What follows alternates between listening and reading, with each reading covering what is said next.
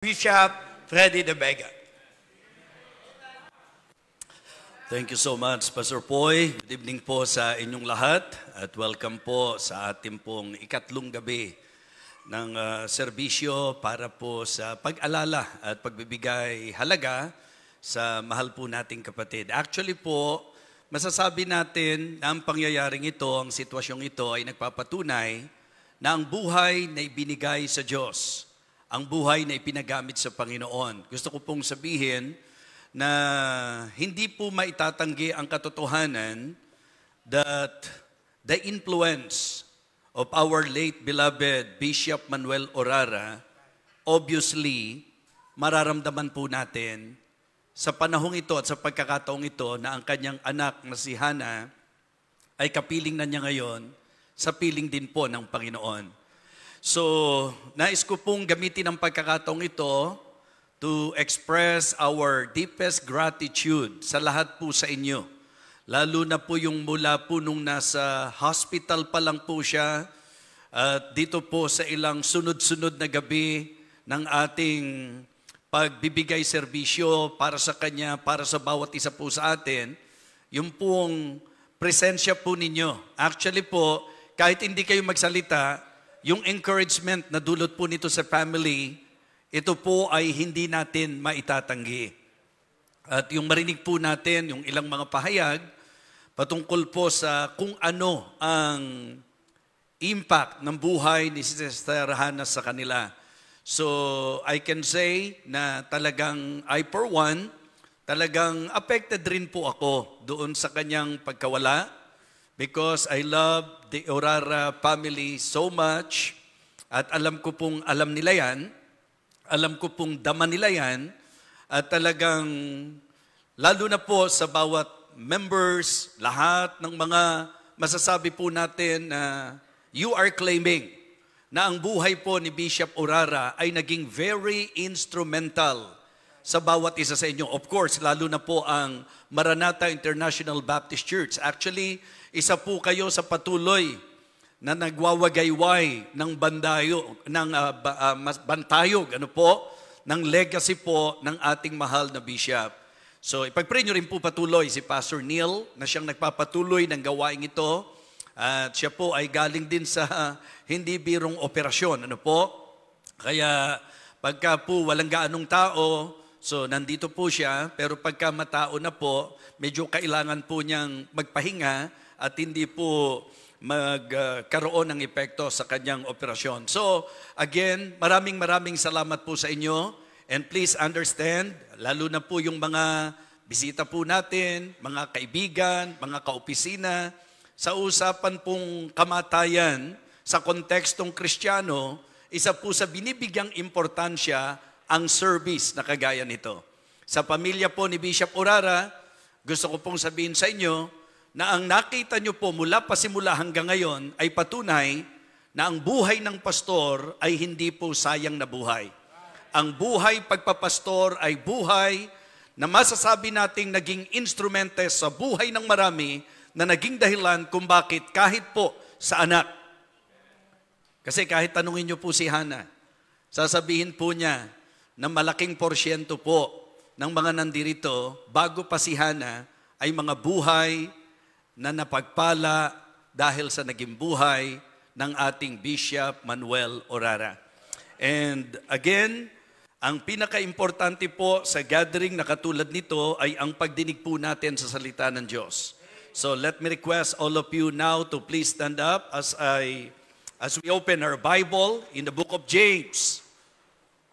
James chapter 4. Kung nandito po kayo nung Thursday night, mapapansin nyo po na tayo ay nagbibigay pansin sa usapan ng kamatayan na ang pinaka-intention po natin ay ang maibahagi ito sa mga kaibigan, sa mga panauhin po, sa mga kamag-anak, sa lahat ng nandirito.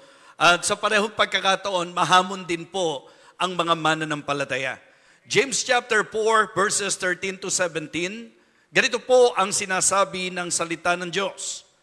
Go to now, ye that say today or tomorrow, we will go into such a city and continue there a year and buy and sell and get gain.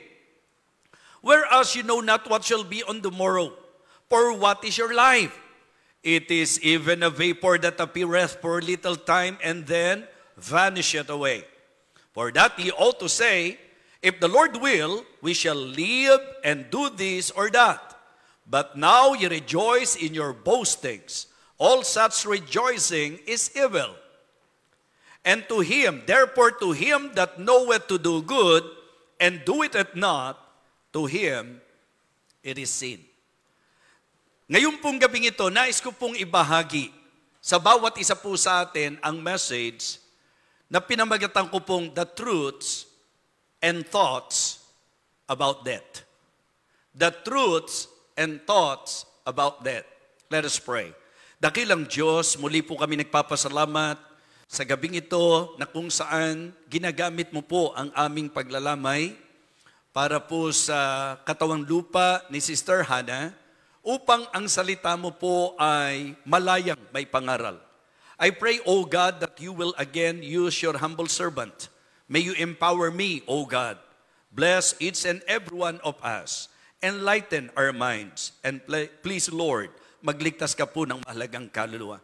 Ipinagkakatiwala ko po sa iyo, dakilang Diyos, ang aking pangangaral. Ito po ang aking panalangin sa pangalan po ng aming Panginoong Jesus. Amen. Amen. You may now be seated. The truths and thoughts about death. So ayoko na pong magmensahe nang ilalayo pa natin sa pinakadahilan kung bakit tayo nandito ngayon. Nandito po tayo dahil sa katotohanan ng kamatayan. Masakit man, si Sister Hannah po, physically speaking, patay na po siya.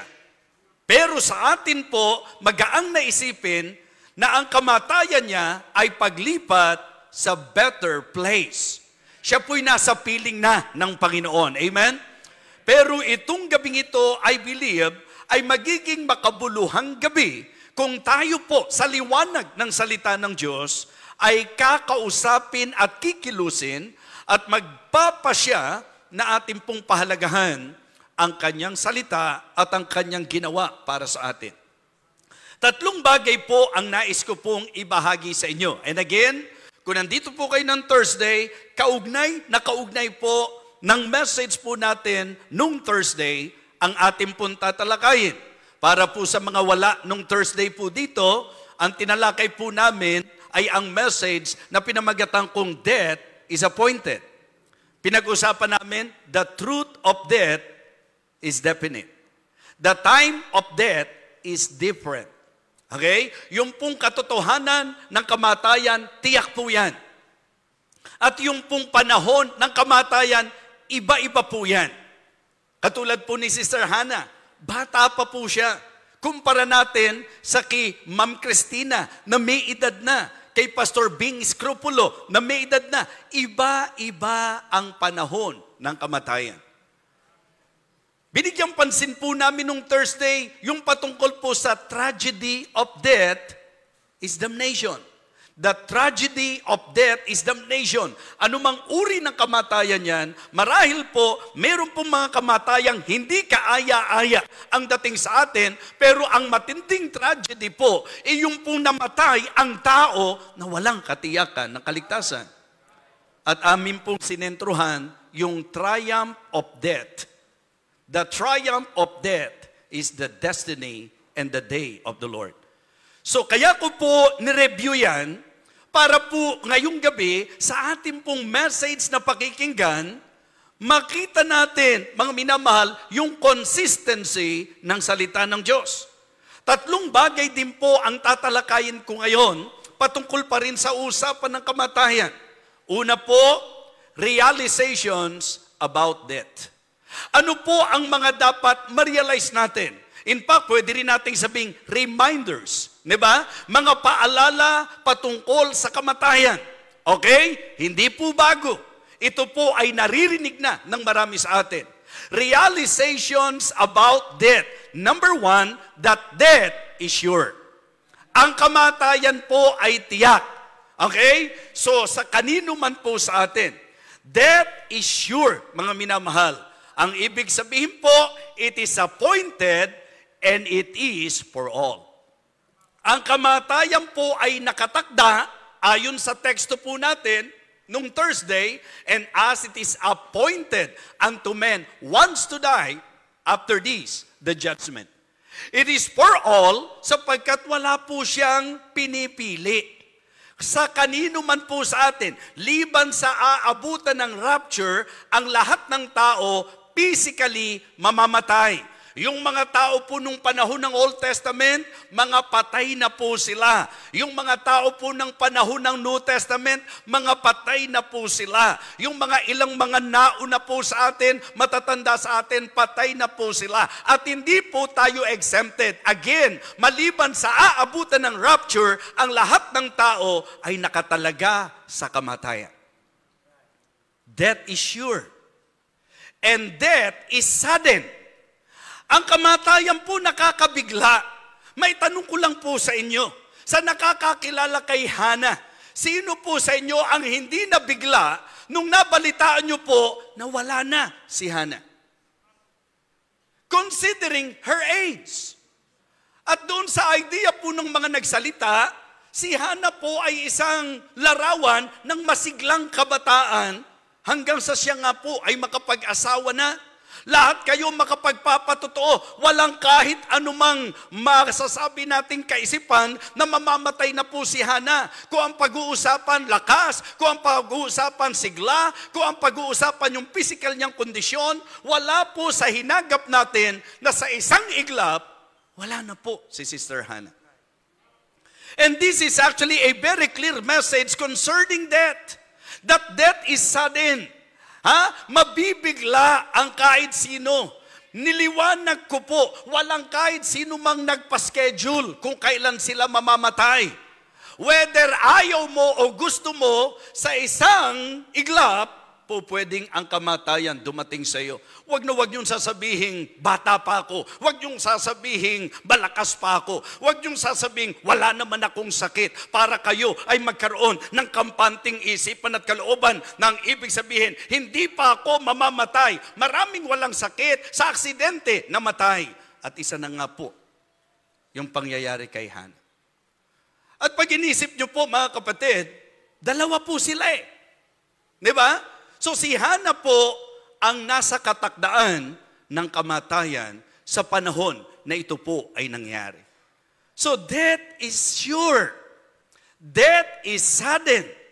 And I am telling you, mga kapatid, ang Biblia po ang maliwanag na nagsasabi po niyan. Nilinaw ko sa inyo na yung negosyante o sabihin na nating hindi negosyante, yung mayaman sa Luke chapter 12, puno ng napakaraming kaisipan, puno ng napakaraming plano. Dahil sa siya po ay nananagana, siya po'y umani ng sagana, iniisip niya, ano ang gagawin ko? Basta sa akin, dahil sa kasaganang meron ako, ang gagawin ko, magpapahingalay ako, iinom ako, matutuwa ako, magsasaya ako. Pero sa isang iglap, sinabi po sa kanya, this night, thy soul shall be required of thee. Kung ikaw ba, bibiglain ng kamatayan, handa ka? Huwag naman natin pag-usapan yan, Bishop. Kahit hindi ho natin pag-usapan ito po ay hindi makapipigil sa pagdating ng kamatayan. Kaya mas mainam na naririnig natin ito. Mas mainam na ma-realize tayo na ang buhay ng tao ay may katiyakan na isang araw darating siya sa kamatayan at ang kamatayan sa turo ng Biblia, mga pagkakataong biglang dumarating. And then, death is sad and sorrowful. Kahit sabihin nyo pang Kristiyano kayo, hindi po natin maikakaila. Si Jesus Christ nga, nung namatay po si Lazarus, umiyak eh. Nung in-encourage po ni Apostol Pablo, yung pong mga mananampalataya sa Thessalonica, yun po ang kanyang sinabi. Hindi po yung wag malungkot, hindi po yung bawal malungkot. Ang sabi po niya sa scripture reading natin kanina in 1 Thessalonians chapter 4, beginning verse number 13, but I would not have you to be ignorant, brethren, concerning them which are asleep, that ye sorrow not, even as others which have no hope. Ang sinasabi po niya, huwag kayong malulungkot na katulad ng mga kalungkutan na namatay na walang pag-asa. So, ang gusto ko pong i-point out, lumalabas sa salita ng Diyos, ang namamatay, dalawang klase. Mga namatay na walang pag-asa at mga namatay na may pag-asa. And I know na ito po ang malaking blessing sa kalagayan ni Hana na oo, namatay siya dahil yan po'y tiyak. Oo, namatay siya na kung saan lahat tayo nabigla. Oo, namatay siya na kung tutusin po nakakalungkot. Pero ang isang masarap isipin sa usapang Kristiyano, ang kamatayan po, bagamat nakalulungkot, ang sabi ng Bible, paglipat sa piling ng Panginoon. And willing rather to be absent from the body and to be present with the Lord. Ano po ang katibayan? That death is sad and sorrowful. Tingnan niyo po. Pag kami namatayan, pagka nagsasalita kayo sa kanila, ano pong message ang ibinibigay nyo? Message of comfort. Tama po? Ba't kailangang i-comfort kung di po nalulungkot? Bakit kailangang aliwin? Bakit kailangang panatagin? Bakit? Sapagkat tanggap natin that in the reality of life, ang kamatayan po ay isang nakalulungkot na bagay. Diba? Mga hindi kakilala ni Hana, mabalitaan na namatay siya. Diba? Naapekto, nakakalungkot naman yung nangyari sa kanya. Hindi po ba? So, tayo po, tinitiyak ko po na ngayon, diretsahan na pong sasabihin ko sa inyo, na ngayon po, marahil, medyo kayo po ay kalmado pa, pero alam ko po na after this, pag nag-sink in na po sa atin, na wala na si Hana, for sure, emotionally, talagang may hirapan tayo. Yun ang realidad po niyan. Nung pumunta po ako sa hospital, ako po yung pastor or bishop na ayaw ko po, ang pinakaayaw kong lugar, hospital. Kasi pag pupunta ako sa hospital, alam niyo yung katotohanan nakapaloob doon, merong may sakit. Eh kung di naman malapit sa puso ko yan, kung di ko naman kaano-ano yan, hindi ako ganong apektado at hindi ako pupunta sa hospital.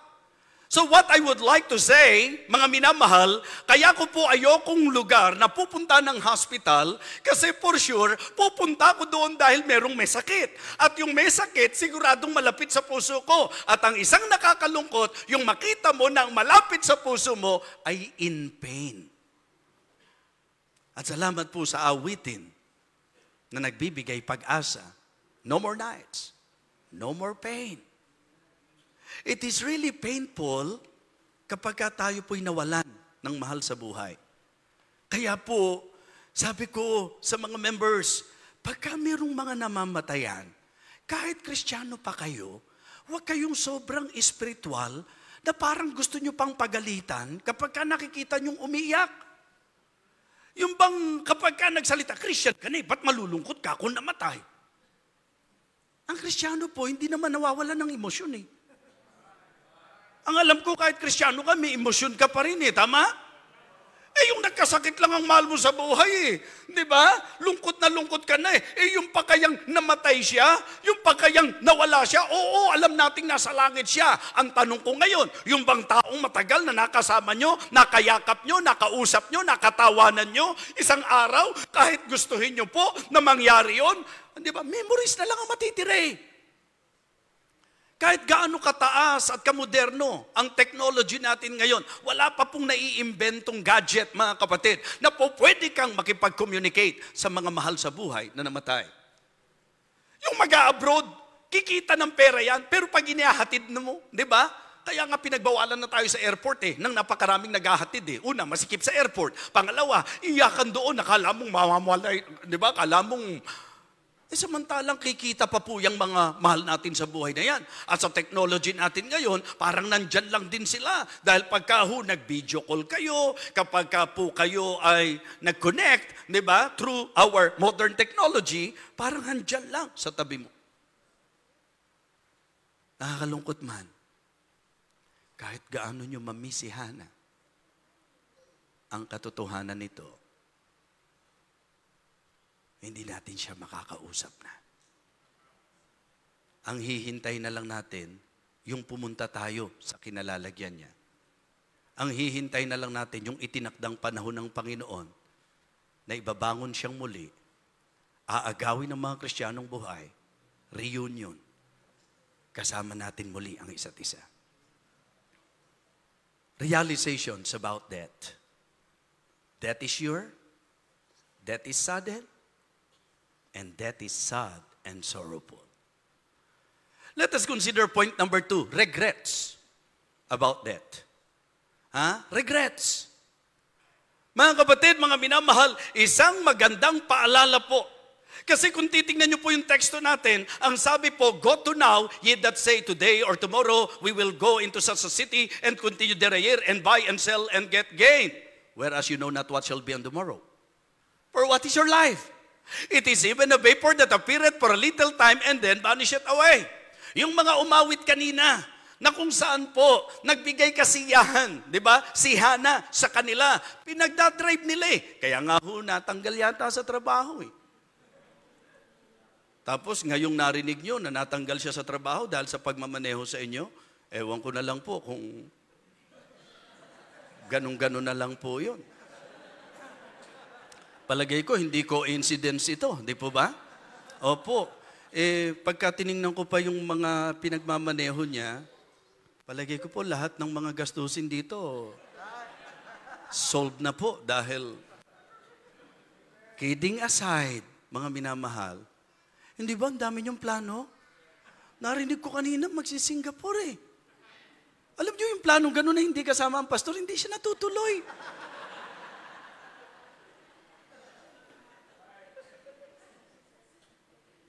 Kaya siguro yun ang kulang sa plano. Mamaya pag-usapan natin, nakapagdadrive din po ako. Hindi ba, yun po yung katotohanan yan.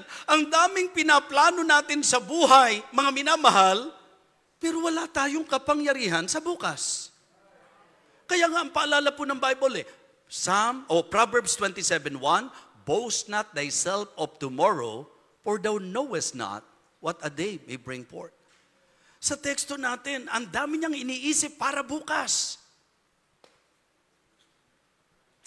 Pero, anytime, sa biglang kalagayan, po pwedeng dumating ang kamatayan.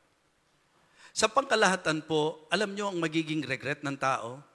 Pag hindi niya natutong i-prioritize ang kanyang kaluluwa. Regret by not prioritizing your soul. Ang tao po kasi pagka nabuhay, parang walang kaluluwa eh. Pagka nabuhay, puro sa katawan, puro pang pisikal. Hindi ba sa Biblia po, niliwanag sa atin, man shall not live by bread alone, but by every word that proceeded out of the mouth of God. Mga kapatid, para wag tayong magkaroon ng regret sa usapan ng kamatayan, i-prioritize natin yung dapat nating unahin at pahalagahan. Kasi kahit gaano kakahaba mabuhay sa lupa, sabihin na po natin na ikaw nakatalaga sa 150 years. Pagkatapos ng 150 years, tapos pa rin. Ang matagal po yung after 150 years. Alam niyo kung ba't matagal yon? Eternity po yun eh.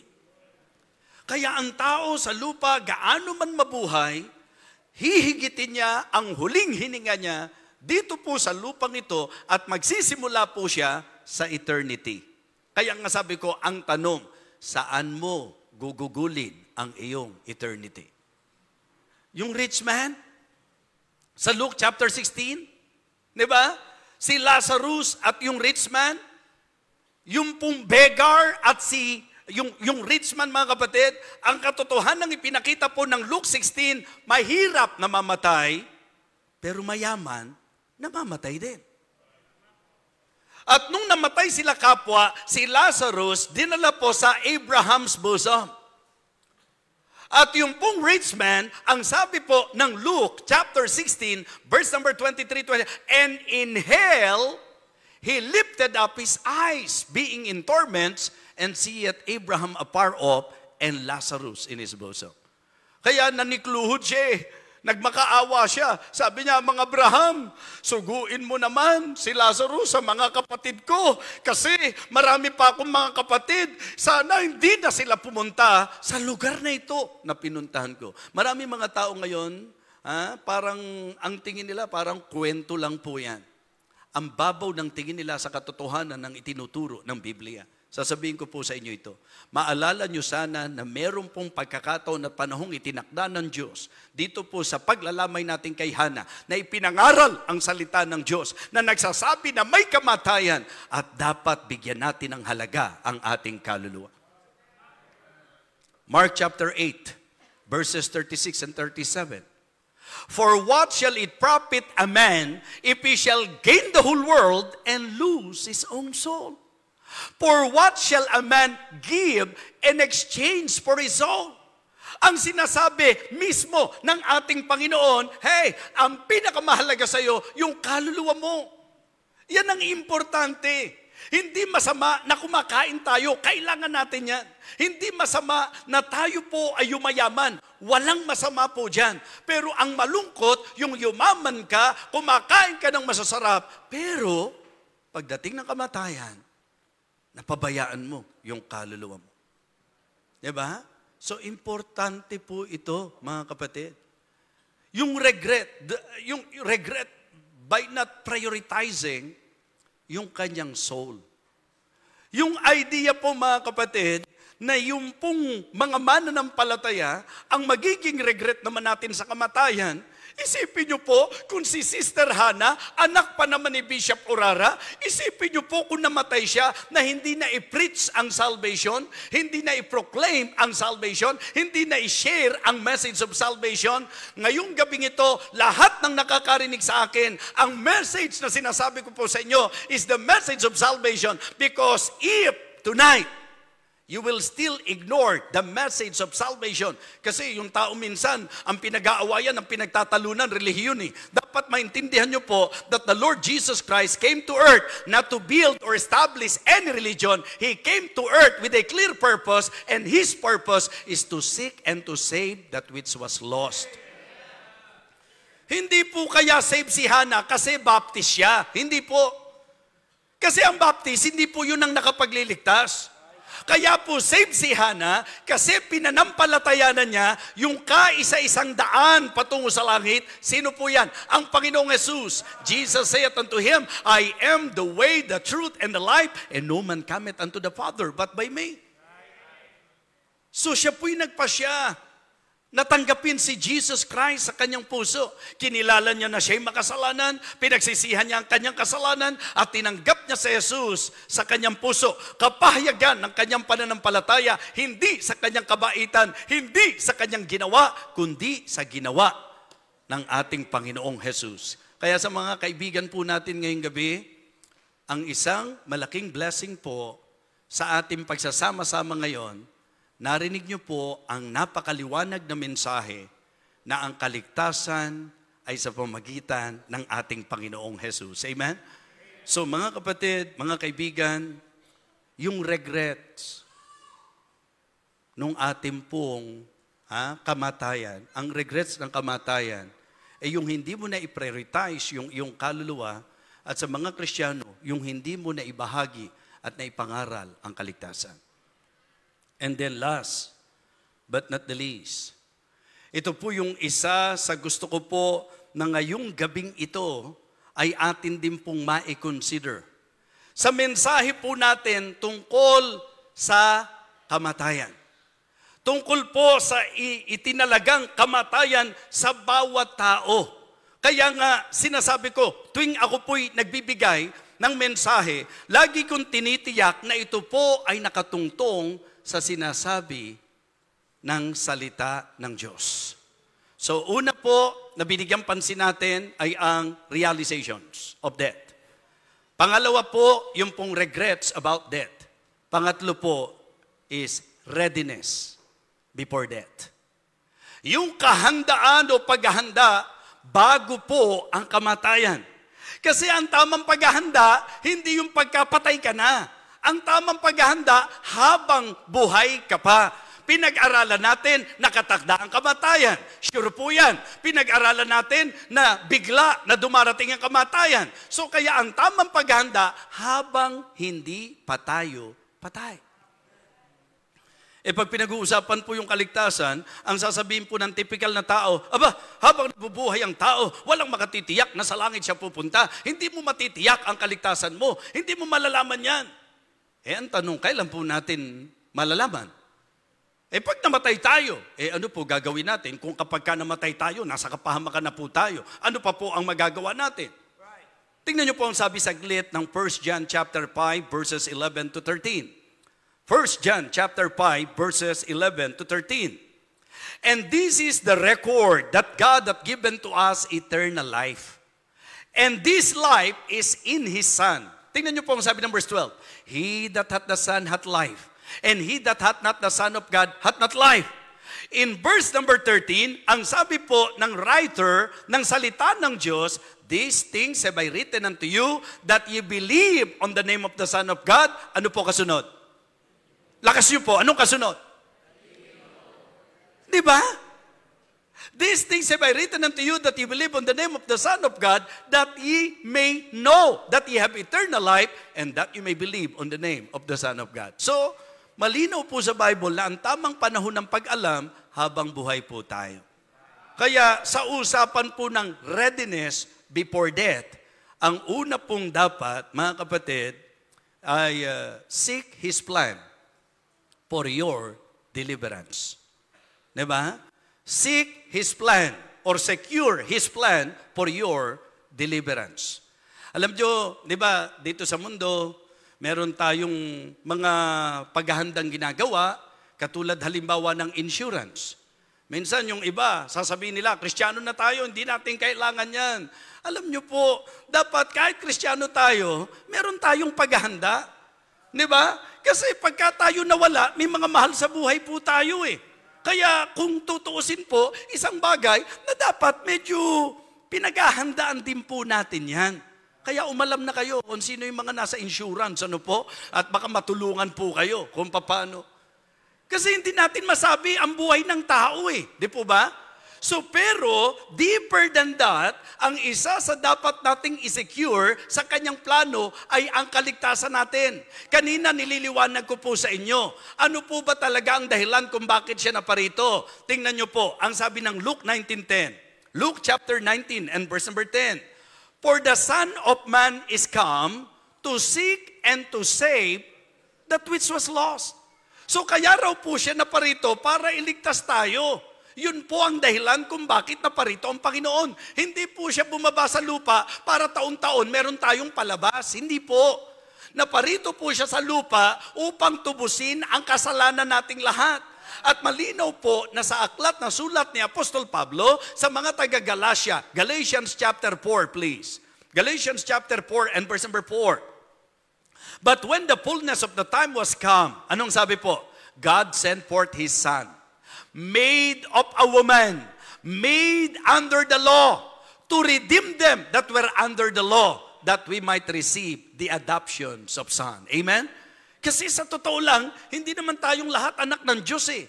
Sa Biblia po, isa lang ang anak ng Diyos. John 3:16, For God so loved the world that He gave His only begotten Son. Biblia po ang nagsabi na ang anak ng Diyos, isa lang.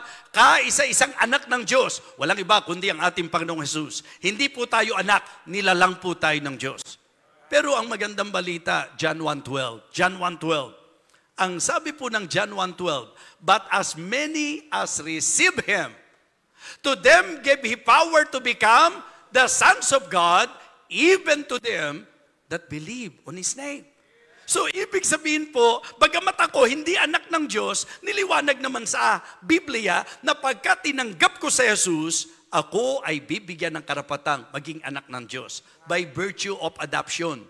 So, legally, adopted ang mga nanampalataya, yung tumanggap sa Panginoon. Meron bang talata sa Biblia? Meron po. Romans chapter 8, verses 14 and 15. Romans chapter 8, verses 14 and 15. Ano po ang sabi? For as many as are led by the Spirit of God, ano po ang sinabi ng Biblia? They are the sons of God. Okay? For ye have not received the spirit of bondage again to fear, but ye have received the spirit of adoption, whereby we cry, Abba, Father. Ang ating Panginoong Jesucristo, Siya po'y naparito para iligtas tayo. Saan tayo ililigtas? Sa apoy ng impyerno. Yung rich man, binaliwala po niya yan. Pero nung napunta po siya dyan, siya mismo naninikluhod kay Abraham na suguin si Lazaro sa mga kapatid niya kasi baka pumunta rin sila sa kapahamakan. Alam niyo po, mas maganda ngayon pa lang.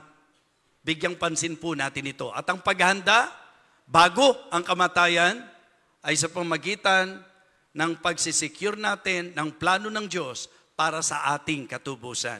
Ang ibig ko pong sabihin, mga minamahal, kasi sa Biblia po, lahat ay nagkasala. Okay? At hindi nakaabot sa kaluwalhatian ng Diyos. Dahil sa kasalanan, sa impyerno po ako pupunta. Lahat ng makasalanan sa impyerno pupunta. Ang nakatutuwa lang po, yung sinabi ng Bible na ayaw niya na ang sino man ay mapahamak. Ang gusto po niya, magsisi ang tao. Kaya po ang paraan ngayon para yung makasalanan na pupunta sa impyerno, maligtas, madeliver doon sa kapahamakan, ang kailangan po niya tanggapin si Jesus, panampalatayanan bilang tagapagligtas. Amen? Secure His plan for your deliverance. Seek His path for your direction. Dito na tayo papasok doon sa idea na kahit Kristiyano ka na at sa langit ka pupunta, habang nasasalupa ka, dapat particular ka kung ano ang direksyon ng Panginoon, kung ano ang path na inilagay ng Diyos sa harap mo. Hindi po pwedeng sasabihin natin, tumanggap na ako sa Panginoon, ligtas na ako, bara-barabay na ang buhay mo, kahit ano na gagawin mo. Dapat seek His path for your direction. Maganda po yung Kristiyano na namatay na nasa direksyon ng Panginoon. Ma'am, okay lang po ba? Diba? Si Sister Hannah, maganda po yung sinasabi natin sa kanya. Okay? Pero siya mismo, aminado po siya. And in fact, I remember, na nung nagkaroon po kami ng mentoring sa mga young pro, isa sa natalakay po namin doon, ang pinaka-the best, yung kapag ka ikaw, kasi may relasyon, minsan kaya hindi mo masabi, hindi mo ma-expose ang relasyon, di ba? Parang ang indikasyon, merong hindi ka nagiging kampante at dahilan kung bakit. And because of that, doon na po, namove po siya. Nasabi niya, gusto ko masunod kung ano yung direksyon ng Panginoon sa akin. And you know what? Yun ang hinintay ng Panginoon. Yung bang talagang hanapin natin ang kanyang daan para sa ating pong direksyon. At alam niyo po, ang naging misyon ng Panginoon through Hannah, na si Nico ay kanyang maibalik sa Panginoon. And I believe, lahat tayo, one thing na save tayo, pero it is another thing na nasa direksyon tayo ng Diyos sa buhay natin. Secure His plan for your deliverance. Seek His path for your direction. Serve His purpose for your devotion. Diba? Mga kapatid, mas maganda po na yung purpose ng Diyos. Kumbaga, ano ba ang gusto ng Diyos sa buhay natin, yun yung dapat ma-serve natin at doon tayo maging deboto. Kaya nga sinasabi ko po, malungkot ang mamatay.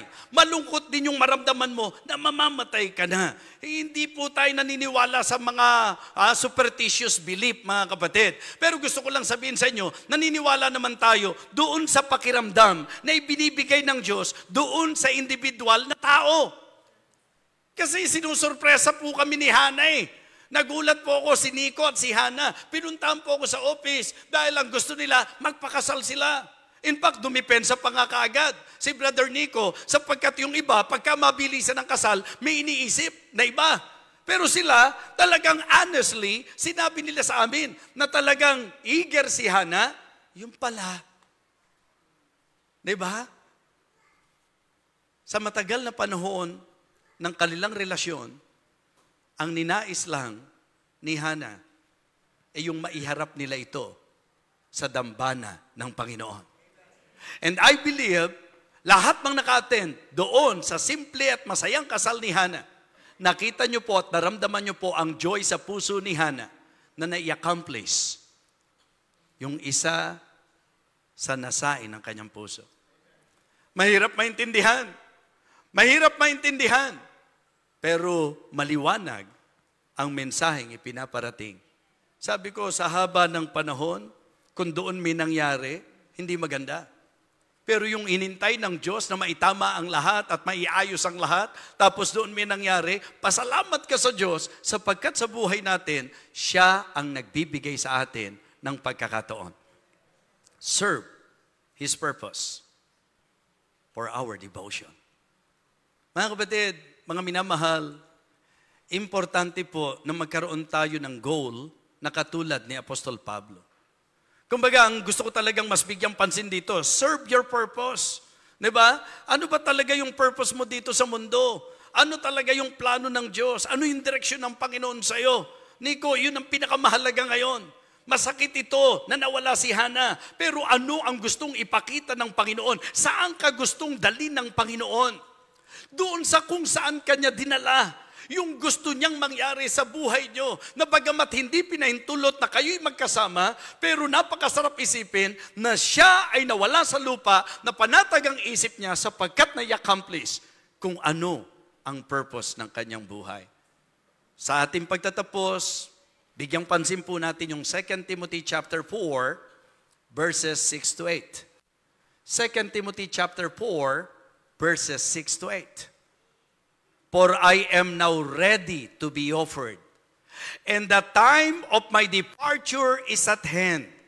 Kung meron man pong mga mananampalataya rito, na medyo sa buhay nyo po, nakapagpasya kayo, na humahakbang na kayo palayo, na kung medyo nalilihis na po tayo, hindi natin issue yung kaligtasan ngayon. Ang issue dito, ikaw ba'y nasa purpose ng Panginoon sa buhay mo? O naiseserve ba yung purpose ng Diyos sa buhay mo? Masarap po na kung darating ang kamatayan, masasabi natin yung sinabi po ni Paul. Again, sa verse number 6, ang sabi niya, for I am now ready to be offered, and the time of my departure is at hand. Sa verse 7, anong sabi niya? I have fought a good fight. I have finished my course. I have kept the faith. Sino kaya sa atin ang confidently masasabi natin yun? Na nakipagbaka tayo ng mabuting pakikipagbaka. Na tinapos natin ang ating takbo, na naingatan natin ang ating pananampalataya. Paano mo sasabihin yun kung mananampalataya ka na malayo ka sa Panginoon? Paano mo sasabihin yun kung mananampalataya ka na hindi ka na nagseserve sa Panginoon, na hindi ka na sumasamba sa Panginoon?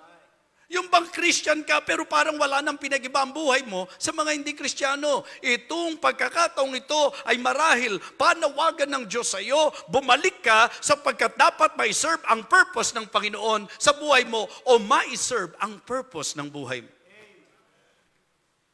Hindi po usapan kung gaano kahaba ang buhay. Gaano makahaba, gaano man kaiksi, ang buhay na nakalaan sa iyo, ang itatanong lang natin na iserve ba ang purpose ng buhay mo. Baka mamaya mabuhay ka nga ng mahaba, pero hindi naman na-serve yung purpose nito. So kaya for me, hindi issue ng haba at iksi ng buhay. Sabi ni Paul, I have fought a good fight, I have finished my course, I have kept the faith. Kaya pagdating niya sa verse number 8, ang sabi niya, henceforth, there is laid up for me a crown of righteousness, which the Lord, the righteous judge, shall give me at that day, and not to me only, but unto all them also that love His appearing. Readiness before death. Now is the time for you to prepare yourself, because death is sure, and death is sudden. It is sad and sorrowful. Please, bigyang pansin po natin ang napakahalagang mensaheng ito. Jesus Christ came to save us. Ngayong gabing ito, sinasabi ko po, ayon sa sinabi ng salita ng Diyos, ako at ikaw ay makasalanan. At dahil makasalanan po tayong lahat, sa impyerno tayo pupunta. Pero hindi yun ang kalooban ng Diyos. Ayaw niya na pumunta tayo sa impyerno. Ang katibayan, ibinigay ng Diyos Ama ang kanyang kaisa-isang anak. Ang katibayan, ibinigay ni Jesus ang kanyang buhay. Nagtigi siya ng dugo. Siya'y namatay, nalibing at muling nabuhay para po sa atin, upang ang sinumang sa kanya'y sumampalataya ay huwag mapahamak, kundi magkaroon ng buhay na walang hanggan. Opo, malungkot na si Hana hindi na natin kapiling. Pero wala pong papantay sa ganda ng kalagayan ni Hana ngayon, sa piling ng dakilang lumikha, sa piling ng kanyang tagapagligtas. Yumuko tayong lahat at pumikit. Dakilang Diyos, ngayong gabing ito, salamat sa muling oras na naipahayag po ang iyong salita. Marahil po, humanly speaking, we are here tonight sapagkat gusto naming mag-express ng pakikiramay sa Pacheco at Orara sa kanilang pangungulila. But I believe, Lord, higit sa human reason is the divine reason. That the reason why we are here tonight, because it is your will for us to hear this very important message. Na ikaw ay naparito upang kami iligtas. Kaya ngayong gabing ito, Panginoon, sa sino man pong kasama namin, na marahil naliwanagan, marahil po naniniwala sa katotohanan ng iyong salita na ang tao ay dapat umamin na siya'y makasalanan, magsisi at manampalataya sa Panginoon bilang tagapagligtas. Sa pangalan ni Jesus, habang nakayuko at nakapikit ang bawat isa sa atin, maging ikaw kaibigan na nasa online, if the Lord enlighten your mind, if the Word of God is clear to you, at gusto mo na matiyak ang kaligtasan mo, hindi ang kahit anong sekta, hindi ang kahit anong relihiyon ang makapagliligtas sa iyo.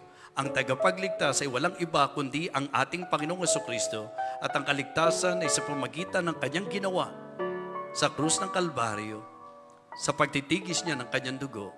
At ang pinakamagandang magagawa po natin ngayong sandaling ito, aminin natin yan sa kanyang harapan at kilalanin natin siya.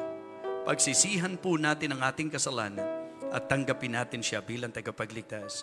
Kung nais mo na matiyak ang iyong kaligtasan, if the Holy Spirit is convicting you, sumunod ka sa panalangin ito, tawagan mo ang Diyos, gagabayan kita sa panalangin para sa iyong pananampalataya. Kung ikaw ay kinikilos ng banal na Espiritu, kung gusto mong maligtas, kaibigan, sumunod ka sa panalangin ito. Nang mataimtim at totoo sa iyong puso, tawagan mo ang Diyos ngayong gabi. Sumunod ka sa panalangin ito. Dakilang Diyos, salamat po sa iyong banal na salita. Salamat po sa iyong mensahe, partikular sa mensahe ng kaligtasan. Inaamin ko po na ako ay makasalanan, marumi sa iyong harapan. Wala akong kakayahan para iligtas ko ang aking sarili. O Diyos, patawarin mo po ako sa aking mga kasalanan. Pinagsisisihan ko po ang lahat ng ito at kinikilala ko na ikaw ang tagapagligtas. Pumasok ka sa puso ko, Panginoong Jesus. Buong pananampalataya.